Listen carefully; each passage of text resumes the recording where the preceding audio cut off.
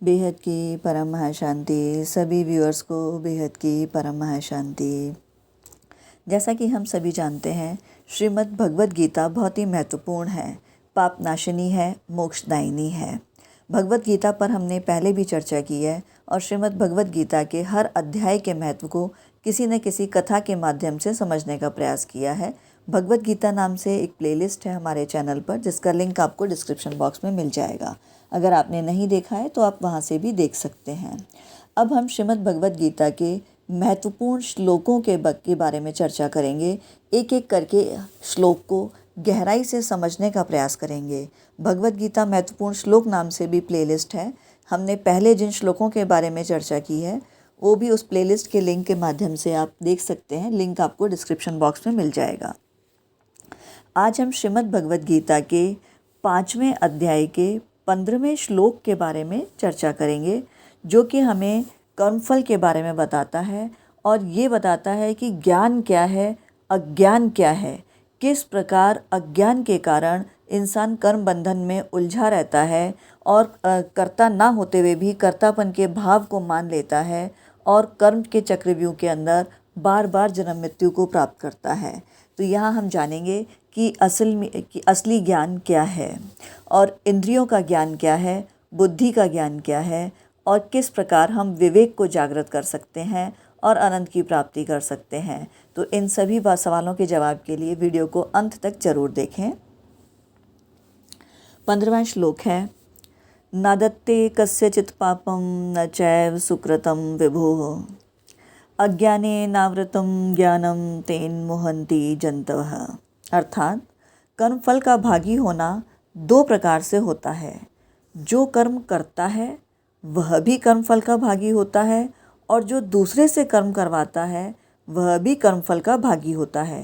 परंतु परमात्मा न तो किसी के कर्म को करने वाला है और न कर्म करवाने वाला ही है, अतः वह किसी के भी कर्म का फलभागी नहीं हो सकता। अर्थात यहाँ जैसे कि हम ये मान लेते हैं कि जो कुछ भी होता है वो परमात्मा की इच्छा से होता है, परमात्मा ही करवाता है, परमात्मा ही करता है, तो यही सबसे बड़ा अज्ञान है। तो आगे देखते हैं। जिस प्रकार सूर्य संपूर्ण जगत को प्रकाश देता है और उस प्रकाश के अंतर्गत मनुष्य पाप और पुण्य कर्म करते हैं, परंतु उन कर्मों से सूर्य का किंचित मात्र भी संबंध नहीं होता। जिस तरह से हम जानते हैं कि सूर्य रोज उगता है और सभी लोगों को, चाहे वो मनुष्य शुभ कर्म करे या अशुभ कर्म करे, लेकिन वो समान रूप से बराबर प्रकाश सभी को देता है। जिसको जितनी ज़रूरत है उस हिसाब से सभी में समान रूप से देता है। अब सूर्य के प्रकाश का प्रयोग करके मनुष्य पाप भी कर सकता है और पुण्य भी कर सकता है, परंतु इसमें सूर्य का क्या दोष और मनुष्य के कर्मों से सूर्य का क्या संबंध। तो इसीलिए अगर हम ये सोचें कि सूर्य भी मनुष्य के कर्म का भागीदार होना चाहिए क्योंकि उसने प्रकाश दिया, तो ऐसा नहीं है। यही हमारा अज्ञान है। ठीक इसी प्रकार परमात्म तत्व से प्रकृति सत्ता पाती है, अर्थात संपूर्ण संसार सत्ता पाता है और उसी की सत्ता पाकर प्रकृति और उसका कार्य संसार शरीरादि क्रियाएं करते हैं। उन शरीरादि से होने वाले पाप पुण्यों का परमात्म तत्व से किंचित मात्र भी संबंध नहीं है, कारण कि भगवान ने मनुष्य मात्र को स्वतंत्रता दे रखी है। अतः मनुष्य उन कर्मों का फलभागी अपने को भी मान सकता है और भगवान को भी मान सकता है, अर्थात संपूर्ण कर्मों और कर्मफलों को भगवान के अर्पण भी कर सकता है। जो भगवान की दी हुई स्वतंत्रता का दुरुपयोग करके कर्मों का कर्ता और भोक्ता अपने को मान लेता है, वह बंधन में पड़ जाता है। ध्यान से सुनिए इस लाइन को। जो भगवान की दी हुई स्वतंत्रता का दुरुपयोग करके, अर्थात हमें ईश्वर ने पूरी स्वतंत्रता दी है कि हम जो भी कर्म करते हैं उन कर्मों को हम ईश्वर को अर्पित भी कर सकते हैं और स्वयं को उसका कर्ता भी मान सकते हैं और ये भी मान सकते हैं कि ईश्वर ही उसका कर्ता है। तो अब इसी प्रकार से अगर हम ईश्वर की दी हुई इस स्वतंत्रता का दुरुपयोग करते हैं और स्वयं को कर्मों का कर्ता और भोक्ता मान लेते हैं, तो बंधन में पड़ जाता है। अर्थात जो मनुष्य स्वयं को कर्ता और भोक्ता मान लेता है वो कर्म चक्र के चक्रव्यूह में फंस जाता है। उसके कर्म और कर्मफल को भगवान कभी ग्रहण नहीं करते, परंतु जो मनुष्य उस स्वतंत्रता का सदुपयोग करता है और कर्म और कर्मफल को भगवान को अर्पित कर देता है। अर्थात जो मनुष्य ये मान लेता है कि जो कुछ कर्म वो करता है उसे निष्काम भाव से करके और ईश्वर को अर्पित कर देता है, कोई फल की अपेक्षा नहीं रखता, ये मान लेता है कि जो कुछ भी उसने कर्म किया वो भगवान को अर्पित है, तो उसका कर्मफल भी भगवान को अर्पित है। तो ऐसा मानने से वह कर्म के बंधन से मुक्त हो जाता है और उसके ऐसे मनुष्य के कर्म और कर्म फल को भगवान स्वयं ग्रहण करते हैं। जैसे आगे कहा गया है, अज्ञानेनावर्तम ज्ञानम। स्वरूप का ज्ञान सभी मनुष्यों में स्वतः सिद्ध है, किंतु अज्ञान के द्वारा यह ज्ञान ढका हुआ है। अर्थात ज्ञान रूपी प्रकाश को अज्ञान रूपी अंधकार से ढका हुआ है, इसीलिए उस अज्ञान के कारण अंधकार में डूबा हुआ जीव मूर्ता को प्राप्त होता है। अपने को कर्मों का कर्ता मानना ही सबसे बड़ी मूर्ता है, अर्थात मूर्खता है, क्योंकि जीव मान लेता है कि जो कुछ भी किया है वो मैंने किया है। ये मैं का, अहम का भाव ही जीव को बंधन में बांधता है।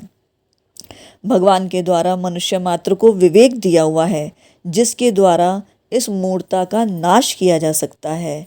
अगर ज्ञान रूपी विवेक का मनुष्य इस्तेमाल करे तो वो अज्ञान से मुक्ति पा सकता है और अपनी मूर्खता से ऊपर उठ सकता है। शरीर आदि संपूर्ण पदार्थों में निरंतर परिवर्तन हो रहा है, स्वरूप में कभी कोई परिवर्तन नहीं होता। जैसे कि अगर हम शरीर के रूप में देखें तो सबसे पहले जब मनुष्य जन्म लेता है तो उसका बाल्यकाल होता है, वो बाल्यावस्था में होता है, फिर धीरे धीरे वो बड़ा होता है, यौवस्था को प्राप्त करता है और फिर वक्त आने पर वो वृद्धावस्था को भी प्राप्त करता है और फिर मृत्यु को। तो जन्म से मृत्यु के बीच में शरीर आदि क्रियाओं में कई प्रकार का परिवर्तन होता है, दैहिक क्रियाओं में भी और इस दैहिक जीवन के अंदर भी, क्योंकि दैहिक जीवन में हम निरंतर कई प्रकार के पदार्थों का उपयोग करते हैं जो निरंतर परिवर्तनशील हैं, परंतु जो जीव का वास्तविक स्वरूप है, वास्तविक स्वरूप अर्थात जो आत्मा है, उसमें कभी कोई परिवर्तन नहीं होता। स्वरूप से अपरिवर्तनशील होने पर भी अपने को परिवर्तनशील पदार्थों से एक मान लेना ही सबसे बड़ा अज्ञान है। शरीर आदि सब पदार्थ बदल रहे हैं, ऐसा जिसे अनुभव है वह स्वयं कभी नहीं बदलता, इसीलिए स्वयं के बदलने का अनुभव किसी को नहीं होता। अतः मैं बदलने वाला नहीं हूँ, इस प्रकार परिवर्तनशील पदार्थों से अपनी असंगता का अनुभव कर लेने से अज्ञान मिट जाता है और तत्वज्ञान स्वतः प्रकाशित हो जाता है। कारण कि प्रकृति के कार्य से अपना संबंध मानते रहने से ही तत्वज्ञान ढका रहता है। अतः जब तत्वज्ञान प्रकाशित होता है तो अज्ञान स्वतः ही मिट जाता है। ज्ञान का अभाव तो असल में कभी होता ही नहीं है, चाहे ज्ञान का अनुभव हो या न हो। इसीलिए अधूरे ज्ञान को ही अज्ञान कहा जाता है। इंद्रियों का और बुद्धि का ज्ञान ही अधूरा ज्ञान है।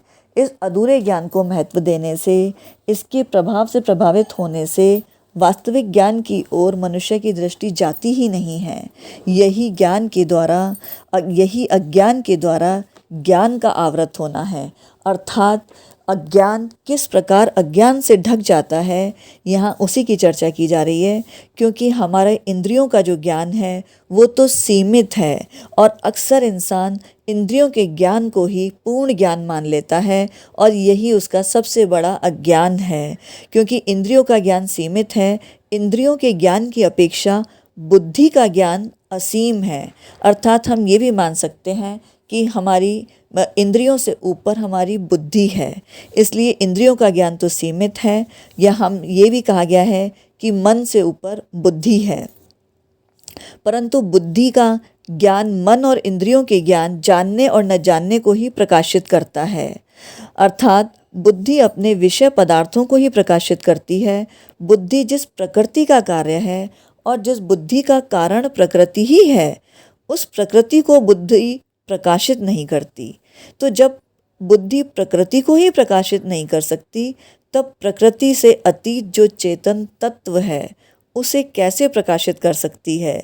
इसीलिए बुद्धि का ज्ञान अधूरा ज्ञान है। तो यहाँ समझिए कि हम अपने इंद्रियों के से जो ज्ञान हम प्राप्त करते हैं, देखने से, सुनने से, जानने से, तो वही ज्ञान को हम पूर्ण ज्ञान मान लेते हैं, जबकि वो तो सीमित ज्ञान है। क्योंकि उस ज्ञान का आधार तो हमारी इंद्रियां हैं, जो कि सिर्फ देखकर, सुनकर और समझकर ही ज्ञान को जान सकती हैं। इसीलिए वो ज्ञान सीमित ज्ञान कहा गया है। लेकिन बुद्धि इंद्रियों से ऊपर है, क्योंकि बुद्धि के द्वारा इंसान ज्ञान को समझ सकता है। लेकिन बुद्धि प्रकृति के द्वारा सीमित दायरे के अंदर ही ज्ञान को समझ सकती है। और जबकि जो चेतन तत्व है, जो आत्मा है, जो परमात्मा है, वो तो इस प्रकृति से भी परे है। ईश्वर है, वो तो इस प्रकृति से भी परे है। परंतु बुद्धि प्रकृति के दायरे में, सीमित दायरे के अंदर ही इंद्रियों से ऊपर के ज्ञान को समझ सकती है और उसे प्रकाशित कर सकती है। इसीलिए बुद्धि से मिलने वाला ज्ञान भी अधूरा ज्ञान है। तो आगे देखते हैं कि पूरा ज्ञान क्या है। जो मनुष्य अपने विवेक को महत्व नहीं देते हैं, वे वास्तव में जंतु अर्थात पशु ही हैं। यहाँ चाणक्य जी कहते हैं, आहार निद्रा भय मैथुनानि समानी चैतानी नृणाम पशूनाम ज्ञानम नराणाम अधिको विशेषो ज्ञानेन हीना पशु भी समाना। अर्थात आहार, निद्रा, भय और मैथुन ये मनुष्यों और पशुओं दोनों में ही समान हैं। मनुष्यों में विशेषता यही है कि उनमें विवेक रहता है। विवेक से शून्य मनुष्य तो पशु के समान है। अर्थात आवश्यकता है मनुष्य को अपने विवेक को जागृत करने की, क्योंकि मनुष्य का विवेक जागृत होगा तभी उसे पूर्ण ज्ञान की प्राप्ति होगी। विवेक की जागृति ही अनंत के ज्ञान को पा सकती है, क्योंकि पशुओं के ज्ञान में अंतर नहीं है। आकृति मात्र से कोई मनुष्य नहीं होता। मनुष्य वही है जो अपने विवेक को महत्व देता है। इंद्रियों के द्वारा भोग तो पशु भी भोगते हैं, परंतु उन भोगों को भोगना मनुष्य जीवन का लक्ष्य नहीं है।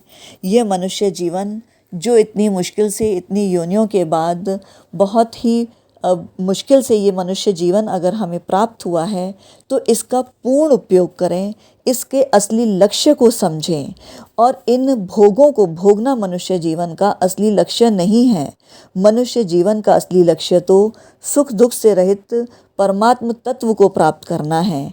जिनको अपने कर्तव्य और अकर्तव्य का ठीक ठीक ज्ञान है, वे मनुष्य ही साधक कहलाने योग्य हैं। जो मनुष्य सिर्फ भोगवृत्ति में ही डूबे हुए हैं, वो साधक कहलाने योग्य नहीं हैं। उन्होंने तो अभी इस मनुष्य जीवन की महत्ता को समझा ही नहीं है कि ये मनुष्य जीवन कितना महत्वपूर्ण है जो उन्हें प्राप्त हुआ है।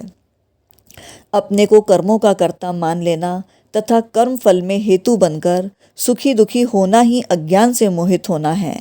पाप पुण्य हमें करने पड़ते हैं, इनसे हम कैसे छूट सकते हैं। सुखी दुखी होना हमारे कर्मों का फल है, इनसे हम अतीत कैसे हो सकते हैं। इस प्रकार की धारणा बना लेना ही अज्ञान से मोहित होना है। जब मनुष्य इस प्रकार की धारणा बना लेता है कि ये सुख दुख सब हमारे ही कर्मों का फल है और ये पाप पुण्य तो हमें इस दैहिक रूप के अंदर करने ही पड़ते हैं, तो हम पाप पुण्य करते हुए पाप पुण्य से कैसे मुक्त हो सकते हैं। तो इस प्रकार की धारणा बनाने पर मनुष्य कभी भी कर्म के बंधन से मुक्ति नहीं पा सकता। जीव स्वरूप से अकर्ता तथा सुख दुख से रहित है। केवल अपनी मूर्खता के कारण वह कर्ता बन जाता है और कर्म फल के साथ संबंध जोड़कर सुखी और दुखी होता रहता है। जिस प्रकार अंधकार में सूर्य को ढकने की सामर्थ्य नहीं है, ऐसे ही अज्ञान में ज्ञान को ढकने की सामर्थ्य कैसे हो सकती है भला। जैसा कि हम जानते हैं, अंधकार कितना भी गहन हो, सूर्य के प्रकाश को नहीं ढक सकता। सूर्य तो प्रकाशित होता ही है और अपने प्रकाश को फैलाता ही है। ठीक इसी प्रकार अज्ञान का अंधकार कितना भी गहरा हो, वो ज्ञान के प्रकाश को नहीं ढक सकता। ज्ञान को तो प्रकाशित होना ही है। अस्वाभाविक को स्वाभाविक मान लिया, यही तो अज्ञान है जिससे मनुष्य मोहित हो जाता है। अतः अज्ञान के द्वारा ज्ञान को ढकने की बात केवल मूर्तावश ही कही गई है। यह सिर्फ मान्यता है और हम ऐसा मान लेते हैं और इसी बात की धारणा बना लेते हैं, परंतु असल में यह वास्तविकता नहीं है। मनुष्य चाहे तो अपने विवेक को महत्व देकर, अपने विवेक को जागृत करके, अपनी आत्म जागृति करके इस मूर्ता को मिटा सकता है। और जिस दिन मनुष्य का विवेक जागृत हो गया, उसकी आत्म जागृति से, ज्ञान से प्रकाशित होने से, परमात्म तत्व की प्राप्ति से मनुष्य को कोई नहीं रोक सकता।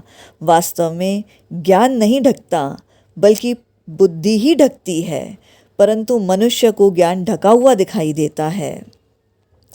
अज्ञान अभाव रूप है, उसकी सत्ता नहीं है। जिसका अभाव है उससे आवरण नहीं हो सकता। अतः उल्टा ज्ञान अर्थात अस्वाभाविकता में स्वाभाविकता का आरोप ही अज्ञान है। अगर अस्वाभाविकता मिटकर स्वाभाविकता हो जाए तो सर्वव्यापी परमात्मा के साथ एकता का अनुभव हो जाएगा। व्यक्तित्व ही पाप पुण्य को, सुकृत दुष्कृत को ग्रहण करता है। अतः सर्वव्यापी परमात्मा के साथ एकता का अनुभव होने पर अर्थात व्यक्तित्व मिटने पर पाप पुण्य का ग्रहण नहीं होता। तो जो हमसे घुला मिला हुआ है उस परमात्मा को अपने से अलग मान लिया, और जो हमसे अलग है उस शरीर को अपने से घुला हुआ मान लिया, यही तो सबसे बड़ा अज्ञान है। तो मनुष्य जो अज्ञान है, जो ये शरीर हमारा है ही नहीं, उस शरीर को ही अपनी पहचान मान लेते हैं। और जो आत्मा का असली स्वभाव है, परम सुख है, परम शांति है, उसे तो हम अस्वाभाविक रूप से महसूस करने की कोशिश करते हैं और फिर कहते हैं कि हमें शांति की प्राप्ति नहीं होती। यही हमारा सबसे बड़ा अज्ञान है। अगर मनुष्य अपने विवेक की जागृति करे तो वो अपनी आत्म जागृति के द्वारा आत्मा को स्वाभाविक रूप से महसूस कर सकता है। और आत्मा का तो स्वयं का ही गुण है परम शांति और परम सुख। तो आत्म जागृति और विवेक के द्वारा इंसान हर कर्म बंधन से मुक्त हो सकता है। और जब मनुष्य कर्म बंधन से मुक्त हो जाता है तो वह जन्म मृत्यु के चक्र में पुनः नहीं आता, और वो इस चक्रव्यूह से मुक्त होकर परमात्म तत्व से एकीकृत हो जाता है और वो परमात्म तत्व को प्राप्त हो जाता है। और यही मुक्ति है, यही जीवन मुक्ति है। तो यहाँ इस महत्वपूर्ण श्लोक के जरिए हमने जाना कि किस प्रकार अज्ञानवश मनुष्य कर्मबंधन में उलझा रहता है और किस प्रकार ज्ञान के द्वारा विवेक जागृत करके वो इस कर्मबंधन से मुक्त हो सकता है। आशा करते हैं आपको ये जानकारी अच्छी लगी होगी, और वीडियो पसंद आया हो तो इसे लाइक कीजिए और ज़्यादा से ज़्यादा लोगों के साथ शेयर कीजिए, ताकि इस तरह की सारगर्भित जानकारी को हम ज़्यादा से ज़्यादा लोगों तक पहुंचा सकें और ज्ञान के गूढ़ रहस्य को समझने में मदद कर सकें। वर्तमान परिप्रेक्ष्य में, वर्तमान परिस्थितियों को देखते हुए ज्ञान ही एकमात्र विकल्प है जो इंसान को शांति दे सकता है, परम सुख की प्राप्ति करा सकता है और इस विश्व के परिवर्तन में सहभागी बन सकता है। तो आप भी विश्व परिवर्तन में अपना सहयोग दीजिए। वीडियो को लाइक कीजिए, शेयर कीजिए, और अगर आप इस चैनल पर पहली बार आए हैं तो चैनल को सब्सक्राइब कीजिए। वीडियो को पूरा देखने के लिए सभी व्यूअर्स को बेहद का परम महाधन्यवाद। बेहद की परम महाशांति।